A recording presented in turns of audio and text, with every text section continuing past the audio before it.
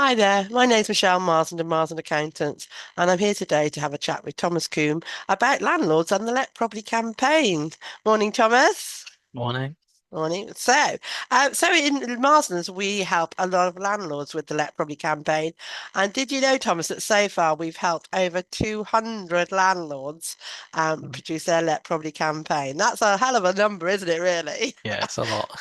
It is. We've been working on it for over 10 years now, so which is as long as the Let Property campaign's been going. So you can see that it does match, it does add up quite a lot. So far we saved, I think it's 1.4 million pounds. So that's a lot of money, isn't it? So okay, so let's just talk about who we've been helping recently. So obviously as you deal with most of the people, Thomas, and I'll ask you, who've we helped recently and what has been their particular problem with the Let Property campaign? Yep. So recently we've helped a client who they'd been renting out sort of a room in their house to a lodger. So um, like that person's obviously been living there and paying them rent. Um, we've sort of worked on their accounts and used all sort of their income and expenses that they gave us. But we quickly realised that sort of the expenses didn't sort of equate to the same amount as the renter room relief that is available.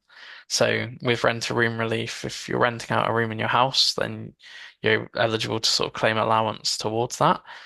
Um, when we realized that the expenses weren't going to sort of get to that stage, then we sort of thought it was best to use the renter room relief and basically save them quite a bit of tax by doing that. So it was over a number of years, and by doing the rent a room relief, we ended up saving them around £8,000 in tax and penalties. So that was a good Nice. result for them. Yeah, it was. And so I'll just clarify if somebody's renting a room in their house, just so that people understand this, the rent a room is only if you're using the same entrance. If there's a separate entrance, so say you've got a little annex to your house and somebody's living in there, that doesn't count for rent a room, does it, Thomas? No, No. Okay. And it is quite a lot of money. I think it's about 7,000 odd pounds a year that you can receive in income, isn't I it? believe it. I Yeah. believe it's 7,500. Seven and a So half. Yeah. So yeah, it's a um, fair amount of rent that you can receive. So it does apply if you're just renting out a room in your house. All right. Not if you're renting out part of the house and separated it off or anything like that. So yeah. Okay, brilliant. And who else have we helped recently as well? I know we've helped a lot of people recently. So so we've also helped a person who basically they had a property in the UK, but also had a property abroad from a previous when they were previously working abroad. Um, so they'd been already declaring the UK property, however, they hadn't declared the foreign property. And they realized that they sort of needed to declare that one as well in the UK as they're a UK citizen. Um, and yeah, so they came to us and asked us to sort of help them declare their foreign property. And we managed to save them around £16,000 in tax and penalties. And they only ended up paying us around just over 2,500. So we saved them a lot more than the actual fee they paid us, which is a good result for them. yeah, so and it's a good result for us because we have a success guarantee, don't we? So we guarantee that if you're on the Let Property campaign, basically you won't pay us any more than what we save you, sort of thing. So if we only save you £1,000 and we said we're going to charge you 2,000, we won't charge you 2,000. We will overcharge only charge 1,000. Have we ever had to do that? Have we, Thomas? Not to my knowledge, no, I Not can't me remember either, anyone. no. So that's how good we are. We do save people money, you see. We always save them more than they're going to pay us. So sometimes people say, oh, it's quite expensive. But actually, our aim is to basically save people more than what they're paying us. And that's our thing, isn't it, really? So, yeah. So that's it. And we don't normally deal with the properties abroad, do we, normally? It's No, normally UK properties. it's Hmm. very rare that we did. So, another thing with this situation is when we came to do it, we ended up only having to submit, I believe it was 6 years rather than the full period they'd been renting it, because HMRC can only legally ask for 6 years going back. So that was something we sort of found out in the process of doing that job, which we weren't aware of before. No, and that's because it was in a property that was abroad rather than a Yeah. UK property. Okay, great. All right, well, they both had a really good return on investment then in investing in us, and we do get a lot of inquiries, don't we, from people. We also have a few rejections occasionally from HMRC. So, what's been happening with the rejections lately with HMRC? They're quite inconsistent. So a lot of the time they're little picky things like their interest is different to what we get, which doesn't really make any sense when they give a calculator online. But I think they have a different calculator that they use themselves. Um, we're also getting ones where like we've maybe not had all the information in from a client, so they've sort of given us rough estimates of what their income might have been for a year. But then when we've come around to doing the job, it's actually different to what they've told us. So sometimes that's a positive rejection because it's means they've got less tax to pay because we've overestimated it based off what they told us. But in other situations, they might have had more income than what they told us, and that's sort of led to them needing to pay a little bit more tax in that year. So it's important when clients hand their information in that where possible they have everything sort of exact and know exactly what it was.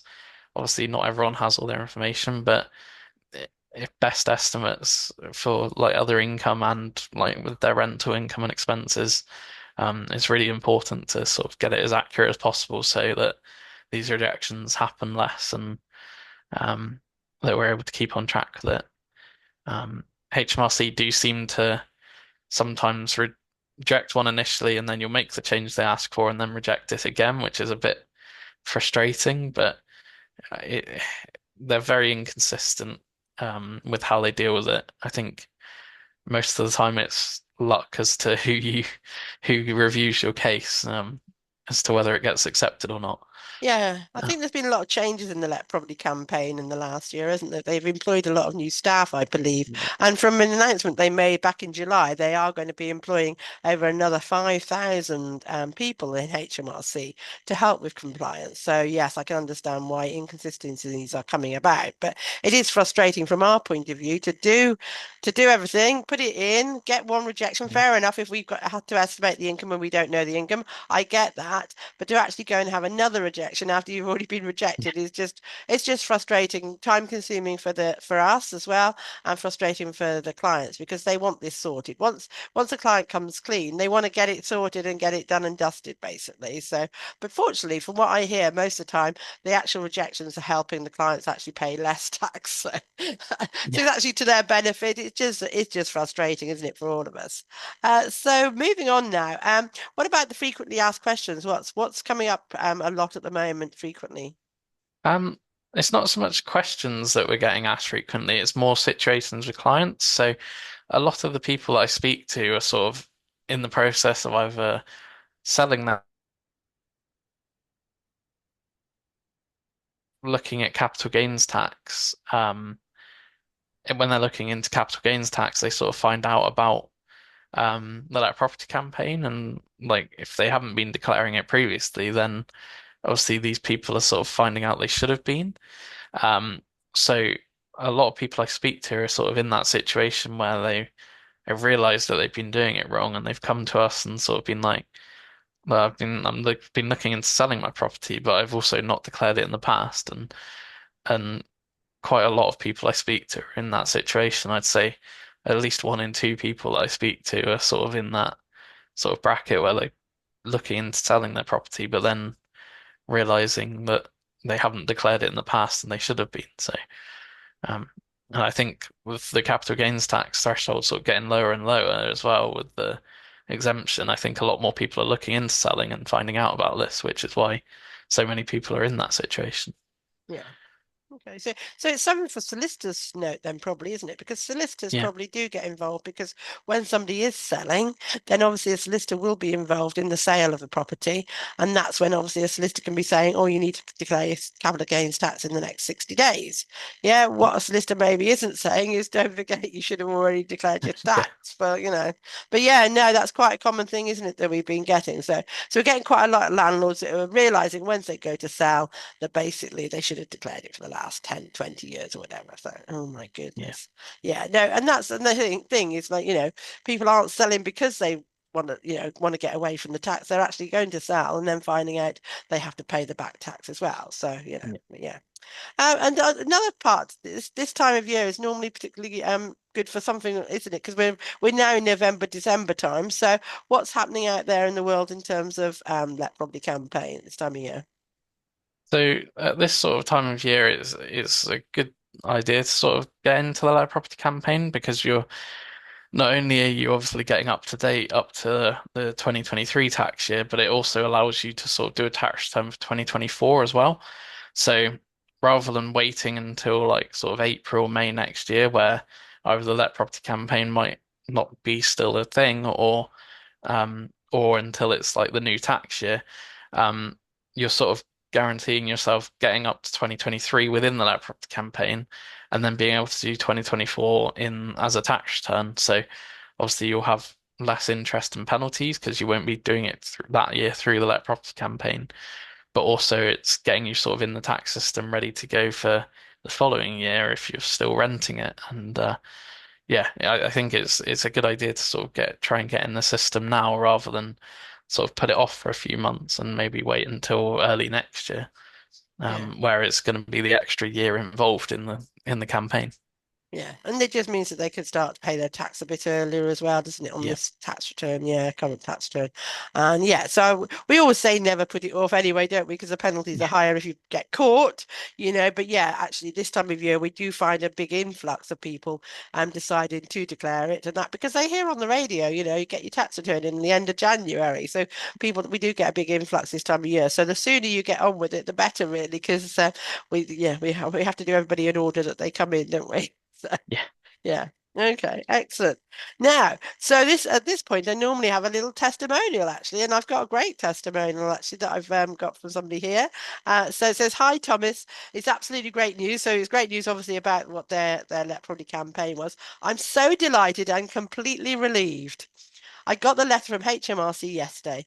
Thank you to you, that's Thomas, Helen, and the team for such a valuable service. It really is appreciated." Then they go on to give us their numbers and that sort of type stuff. So that's lovely testimonial, isn't it, really? Because Yeah. it's showing that we, as a team, we do work as a team as well. But it's also saying that somebody who's put this off, not doing it for a long time, has actually gone, "Oh my goodness, I'm so relieved to have got this done as well." So, so it is really good news, and we are helping people with that. And so if somebody wants our help, what's the best way of getting in touch with us, Thomas? The best way to get in touch with us is to go to our website, marslands.co.uk. And then on our Let Property campaign page, we have a get a quote now button. So when they click that button, they'll sort of have like a short form where they fill out their basic information. So like number of years they rented, number of properties. That should then give them sort of a quote, an estimated quote for our services. And it will also provide them with a link to book a meeting with one of our specialists. So they're available 5 days a week at different times each day. And basically it'll allow anyone to book a time that suits them that they're available. So yeah, so I'll get a quote now button on our Let Property campaign page on marslands.co.uk is definitely the best place to go.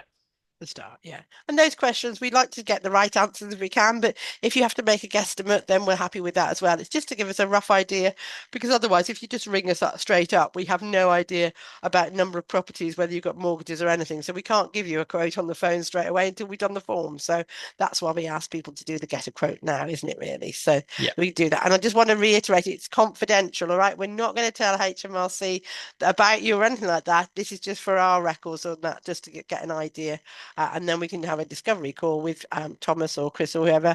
We can have a discovery call that we basically, that's also confidential as well, isn't it? So yeah, and we can just get to know you a bit better, get to see how we can help you, and then you can decide if you want to go ahead with us as well. Yeah, excellent. All right then, thank you very much, Thomas, and time to shine.